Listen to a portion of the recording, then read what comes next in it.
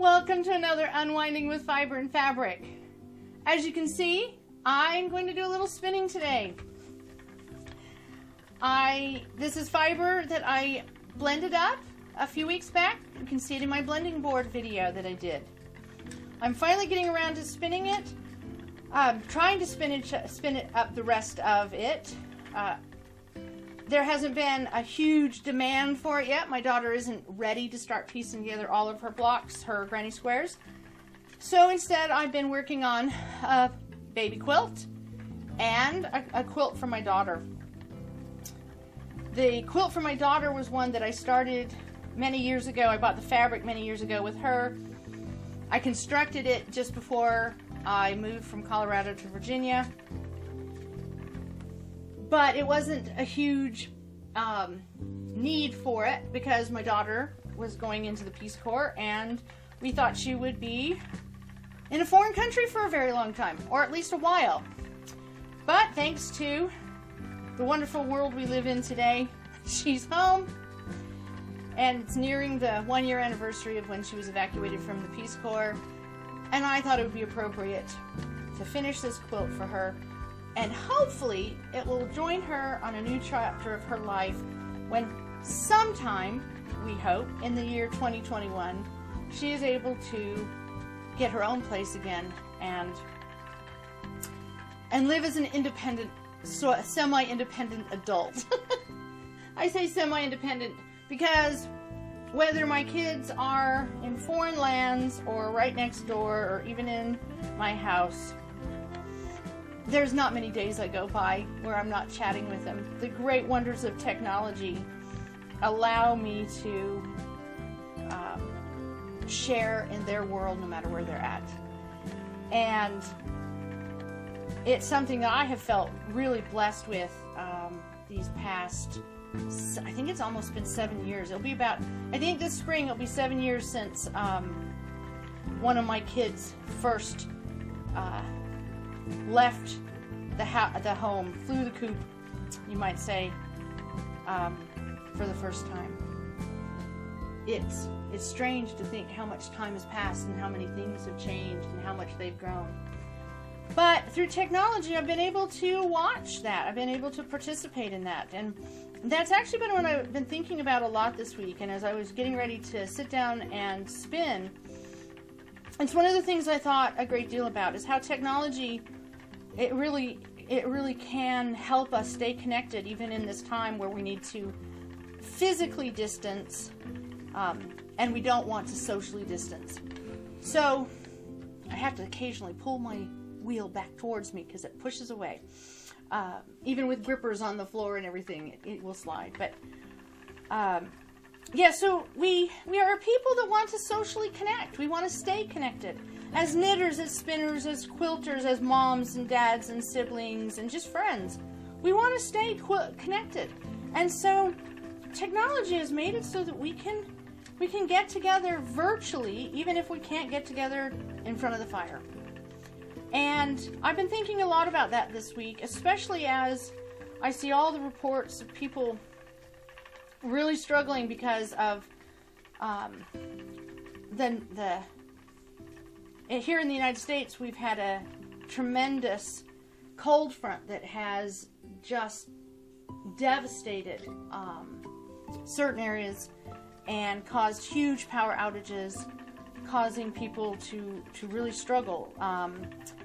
The multiple days of frigid cold and no power, and food becomes scarce because they can't get the supplies into the stores, and this is something that those of us that have lived in colder climates, we are aware of and we take precautions for. I always like to have a spinning project on hand if the power goes out because I can spin to the light just coming through the windows, and especially when there's lots of snow outside, there's a lot of light even if it's overcast. I can spin to, I have spun to oil lamps, paraffin lamps burning. I have bundled up under a sweater and a blanket and sat at my spinning wheel, and I've spun to keep my mind off of the cold. these handcrafts that I do, these traditional skills that I've learned, they really come in handy when you're just whiling away the hours, when you don't have the internet to entertain you. And it's made me think a lot this week about how much we rely on play and movies and TV for relaxation. And the truth is that I think TVs, movies, and playtime of the going out and doing things nature, while it is stress relieving in a way, it doesn't necessarily have us relax. We watched the Hunger Games again the other night, or I should say the other nights, and I didn't really necessarily feel relaxed. I want to watch them for a third time and pick them apart a little bit more, and they stick with you. So they're wonderful, but a good book, a good movie, they stick with you. Your mind gets kind of caught up in it, and it can actually create its own stress, you might say. By the way, anybody who's watching the spinning, I'm trying to do a long draw. Depending on how I feel in any given moment, it might come up closer. I might do it closer to my lap. I may lean on my arm of my chair. But for the most part, this is a woolen prep, and it's a long draw that I'm trying to do. But back to the thing with relaxation. We sometimes get it into our minds that the things that we do, the watching TV, the going out to dinner, that these things relax us, and they can. They can definitely, they add value to our lives, they add joy to our lives, they add different things, but they don't necessarily relax our minds and slow our heart rate down.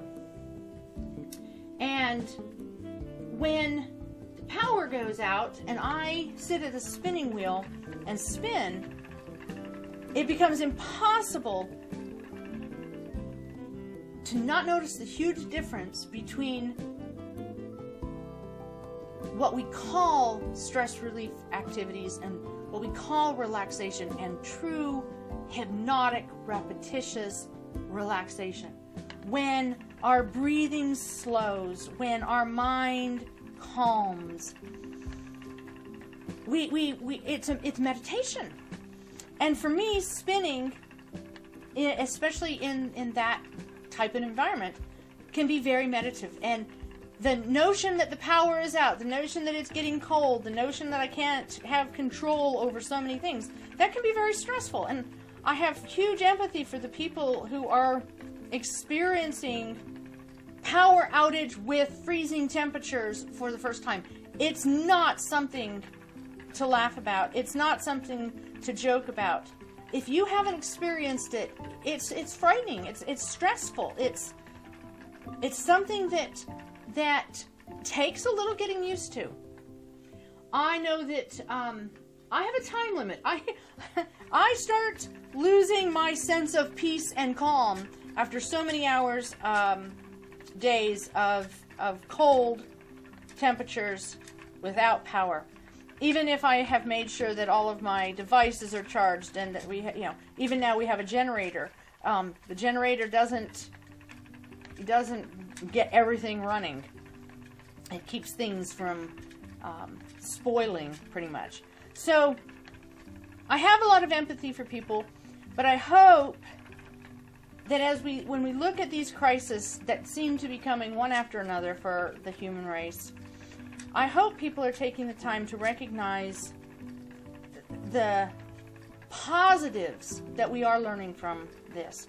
Yes, we see a lot of the nasty side of human behavior when there's crisis, but we also see a wonderful side of human nature. We start to see people reaching out and recognizing that the world is bigger than their backyard, and that the differences between how we call something, like, is it a sweater or a jumper? Is it a jumper or a pinafore? Is it yarn or is it wool? Is it, these words that we use. Is it a comforter or is it a quilt? Does it matter? Is it batting or wadding that I use in my quilt sandwich? And does it really matter if we call it something different? What matters, and I think a lot of people are beginning to understand this more because of the need for technology to bring us together rather than going to the community hall to join, to go to the library to knit, wherever we choose to go to socially connect. When we are connecting via Zoom, when we're connecting through social media, when we're connecting through video chat, we see that there are more things that make us alike than that make us different. And that's okay. And that's to be embraced. And maybe the word somebody else uses in a different country is a better word. Maybe we like it better. I love the word wadding rather than batting. Oh my goodness. I don't know why, but I love it. My daughter, my daughter posted a jumper that she had just made, a pinafore, and some of the non-U.S. based English speakers said, oh, that's a pinafore, not a jumper. A jumper is a sweater, or a jumper is a knitted item that you wear, a sweater. And my daughter was like, oh my goodness, I always wondered what this was called. And she loves the idea that it's a pinafore, not a jumper. So she's embracing what someone else calls it rather than what she's grown up calling it. And I think that's a delight. And I think that's one of the positives. I think another positive that I hope people focus on with these crises is taking the time to be prepared. Taking the time to understand also that it is not necessarily easy, convenient, or inexpensive to be prepared for a disaster. And sometimes, like in the case of the state of Texas being frozen over and having power issues, sometimes the disaster that you need to prepare for is one that you just can't fathom ever happening. And I hope people are taking the time right now to think about how we as members of this community, this world that we're in, take the time to understand how we can't hide from it. We can't avoid it. We can't think it's only going to happen to someone else. And that's overwhelming sometimes. And that causes empathetic people to feel great sorrow. And that can overwhelm us. And we are in a time where it's one crisis after another crisis after another crisis. But we can find joy rather than just feel sorrow. And we do that when we slow down, we take a breath, we recognize that while right at this very moment we may not be able to help the person in need, we can do things that will make it so that that our efforts help for the next crisis, the next pandemic, the next person in need. And that to me is what so many people are coming together to figure out. Certainly, if we have the ability to monetarily donate to the organizations that reach out and help during a crisis, we should do so. But most importantly, and I do think this is the most important thing we can do, we can change our perspective of who and what and why people struggle in a crisis. Why a crisis is just that, a crisis. That no amount of preparation really can prepare us for whatever unexpected thing's going to happen. I read about a person who'd made a bunch of quilts. Her home got hit by a tornado, and the quilts which were going for donation were found had been blown all around the county.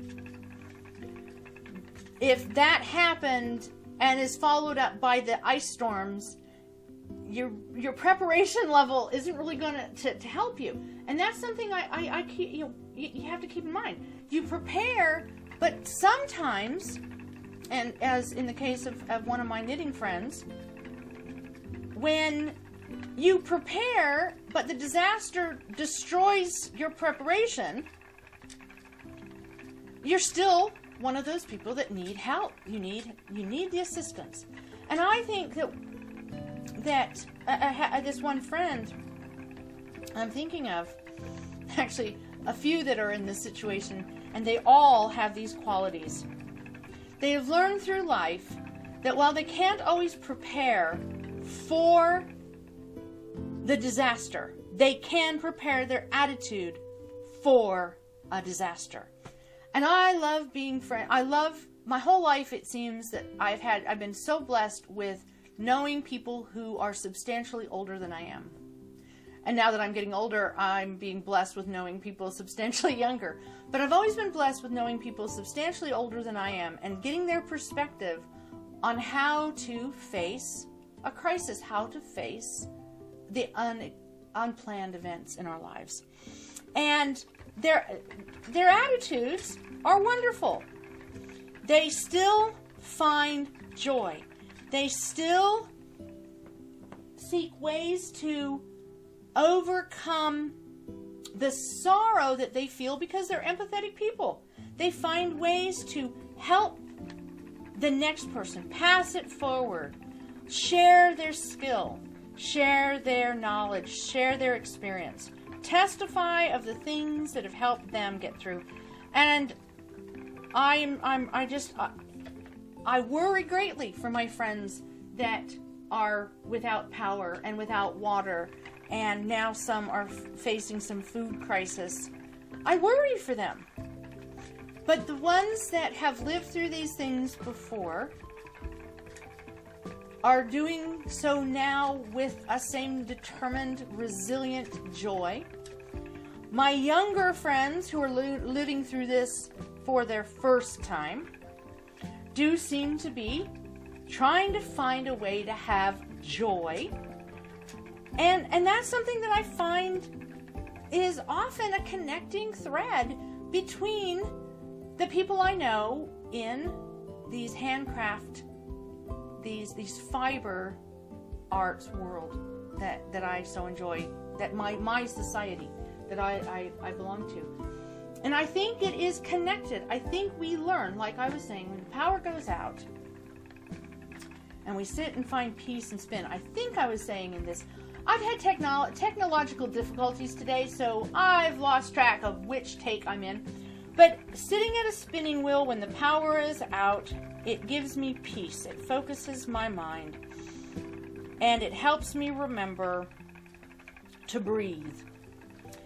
And when I'm blessed to not have the power go out yet, or at least this week, knocking on wood, I still take the time to slow down and breathe. And when times are a little less stressful and when times are a little less chaotic, I try to find a way to help others learn what I've learned because of the wonderful people in my society, in my world, what they've taught me about handling a crisis. Whether it is was my grandmother's teaching me, whether I had lots of people who were substantially older than I was teaching me skills and attitudes. And I think we often say to ourselves, oh, well, people choose to be grumpy, etc., etc. And to a great, yes, we choose a lot of things. But spinning is a skill you learn. And I think finding joy and positive lessons in life is a skill we learn. I don't think, although I have met people who are just genuinely happy and positive, I think for the most part, most of us become positive people because we work really hard. I know for me, becoming a positive, joy-filled person is sometimes really hard work. I definitely know that the more I try to increase my empathy for others, the more I have to work at finding peace and joy. They go hand in hand.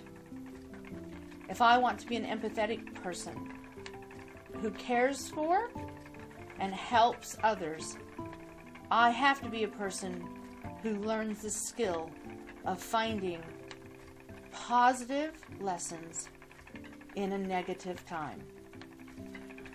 And to me, spinning is one of the best ways to do that. It's a tie. I honestly think at this point it's a tie.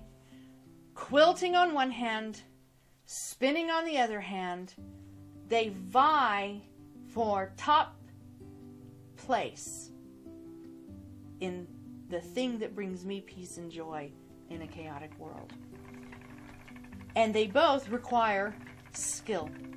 They both require patience. They both require accepting imperfection and picking up and pushing forward.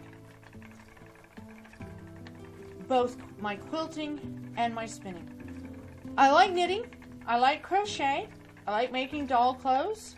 There's a lot of things I enjoy doing. If I had a ton more time and a lot more energy, I'd be down in my husband's wood shop and I'd be learning to turn,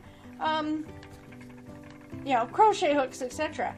I don't have the physical strength, energy, or time to have it all, so I stick with the ones that I'm currently doing, and I leave him his own little workspace. So I knew that I wanted to spin this week. I knew that there was a chance that we were going to lose power, which we did not.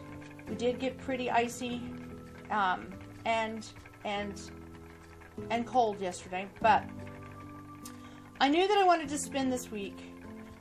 I knew I wanted to do a video on it. I didn't realize that it was, as I would be sitting here spinning, I would be contemplating how we can reach each other, how we are using technology to broaden our society, to expand our understanding of one another, and how this is something that I don't think is going to go away. I was listening to some other spinners and knitters talking about it, and I agree with them.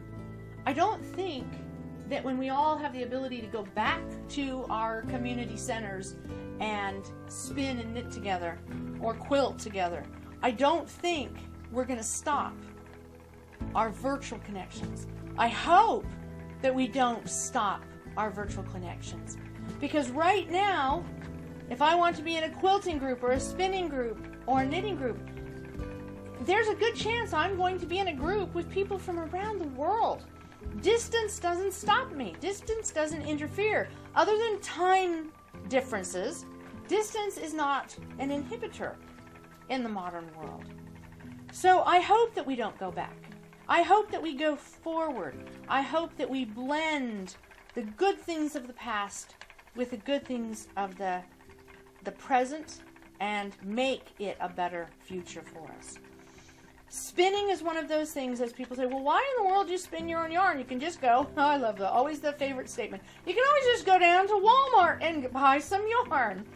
And before that, I'm sure my grandmother, you can always go down to JCPenney and get some yarn. Woolworths, wherever, I'm sure there were I'm sure in every country and every language, there's somebody who said, well, why would you do that when you can just go down to the store?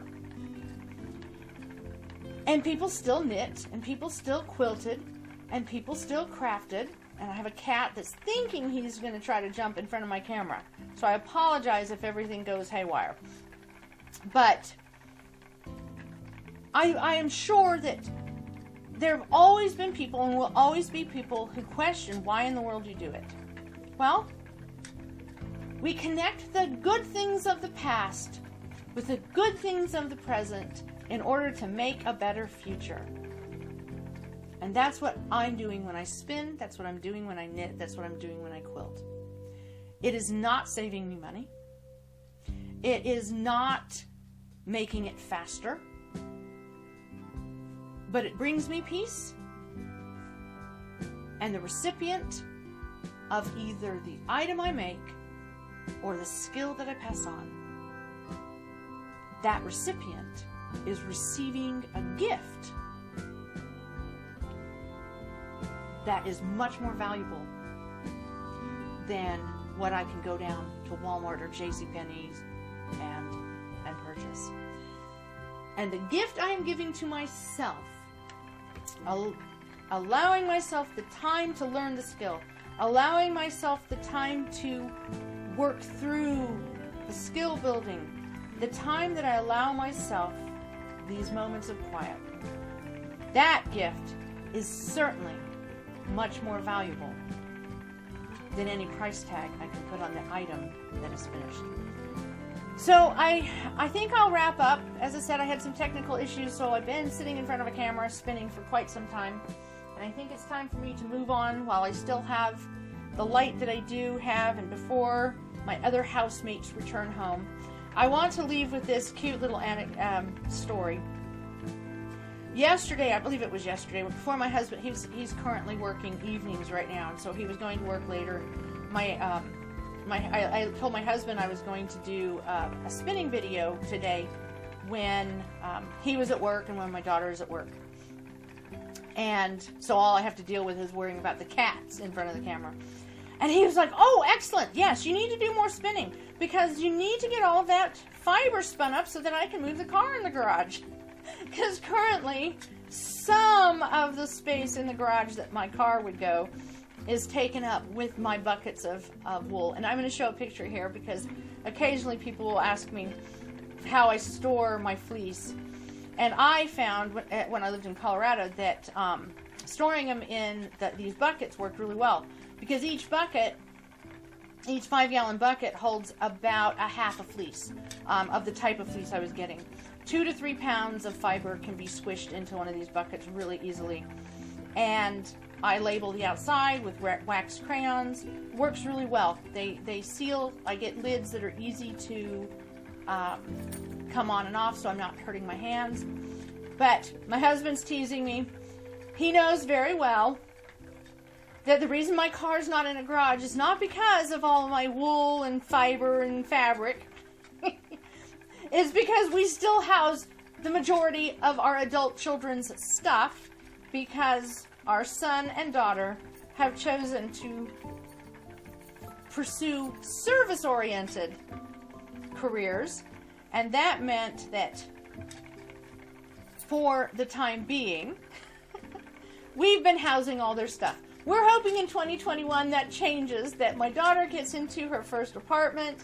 My son, maybe, it sounds like he may be coming back to the States and we can give him some of his stuff. And all we need to do is just remove some of their stuff from our house and there'll be plenty of room for my fiber and fabric and maybe even park my car in the garage. So I wanted to leave that story with you. I know other people who spin and knit and craft, they have to share their space oftentimes with other roommates who, even if they're crafty themselves, vie for how much space is taken up with our hobbies. And I laugh because my husband, yes, he knows he fully well. He wants the car in the garage, but he would never ask me to give up my hobbies in order to do so. We have to have priorities, right? So I hope that you've enjoyed another Unwinding with Fiber and Fabric. I hope this wasn't too long or too disjointed. I hope I actually remembered to say what I wanted to say, because as I said, when there's technical difficulties, you lose track. At least I do. So here's hoping that you have another wonderful day, week, month, until we see each other again. I hope you are safe, staying safe, and finding joy as you unwind with fiber and fabric. We will hopefully see you again soon.